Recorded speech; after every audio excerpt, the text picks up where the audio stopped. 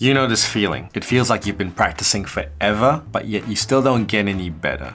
I still practice frequently, and to be honest, I still struggle a lot with practice, especially trying to get fast and trying to play sort of shreddy type licks. That's hard. That's hard for everybody. Over the years, I've made quite a few mistakes, and if I could speak to my younger self, this video would probably be it. Stick around and I'll tell you why I've stopped trying to play fast, what I actually do instead, and how it's actually improved my playing and made me a better guitar player. And hopefully some of these tips will be helpful for you and your own guitar playing. But first, a little history lesson. In 2005, this platform called YouTube was invented. And not long after, people would post cat videos, but they would also post a lot of videos of guitar heroes. One video in particular that I really loved, featuring what is still one of my favorite guitar players of all time, Mr. Paul Gilbert. This video was a video of him playing this song called Technical Difficulties, and for me, as a young teenager, this was the most mesmerizing thing I've ever seen in my entire life. So I didn't actually have fast internet when I was 12 years old, so I would watch this video over and over and over. Put yourself in my shoes. What happens to a kid who watches the same video over and over again?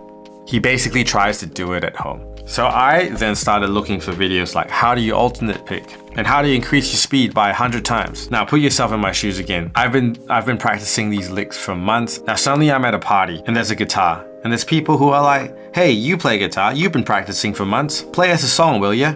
And I'm like, yeah, sure. I pick up the guitar and all I can do is this.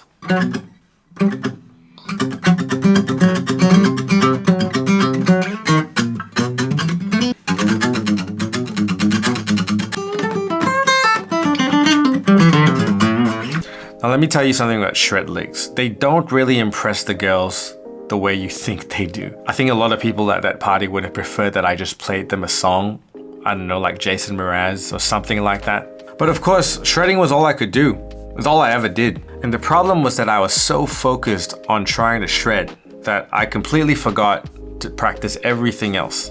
On top of that, I developed quite a few bad habits in my playing. For starters, I played with a lot of tension. When I was trying to play the licks that Paul was showing in his video, I wasn't doing them properly, and so I was just getting more tense, and I would build up tension and my hands would just get tense and I'd hurt them and stuff. Also, because I was playing stuff that was too fast, I just got really sloppy. And I essentially became a one-trick pony, and I could never really play songs, like the song that would get someone to want to date you. So here's the big point I'm trying to make. You gotta walk before you can run. If I could say one thing to my younger guitar playing self, it would be to stop trying to play as fast as you can and to try and play as good as you can. And that actually means instead of trying to play fast, try and play slow. Try and play actually very slow.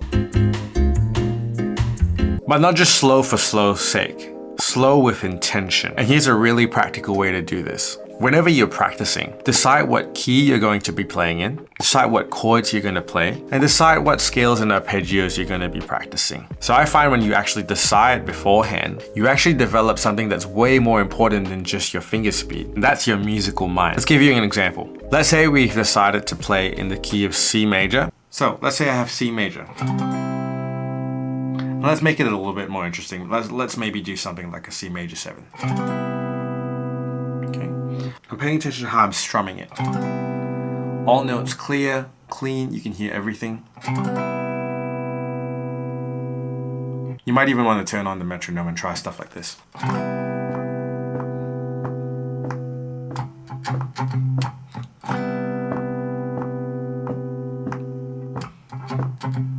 So as I'm doing that, I'm focusing on improving my accuracy. I'm focusing on my finger placement and strumming technique, making sure that everything sounds clean. And most importantly, I'm trying to play with as little tension as I can. I want to be as relaxed as I can when I'm playing these things. Now that I know what my chords are, I can start playing scales all over them. Let's try playing the C major scale a few different ways like this.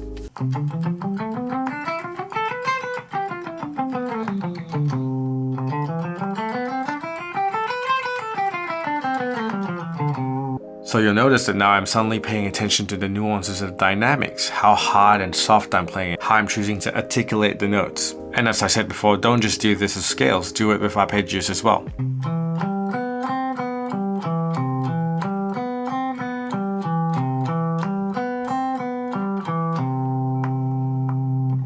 Then before you know it, you're mixing scales and arpeggios and you're playing chords, you really understand where everything is. And I reiterate, I'm playing as slow as I need to in order to internalize what I'm doing.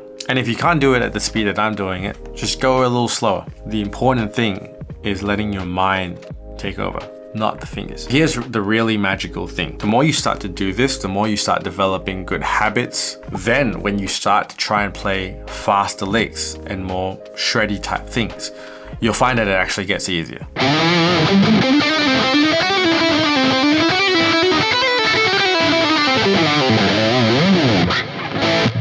There's nothing wrong with shredding. I love shredding. But I think that learning the theory behind what you do, that really goes a long way in developing you as a musician. And that's why I play slow. Now, of course, practicing fast is also important because you're never actually going to develop speed until you actually try and do it. And we know the drill of that. That's playing to a metronome and discipline and consistent practice and that sort of thing. But don't approach guitar just with the intent of building speed, or rather at the expense of other aspects of your playing. Because when you're at that party and someone tells you to play Jason Mraz, you better make sure you've also practiced some songs.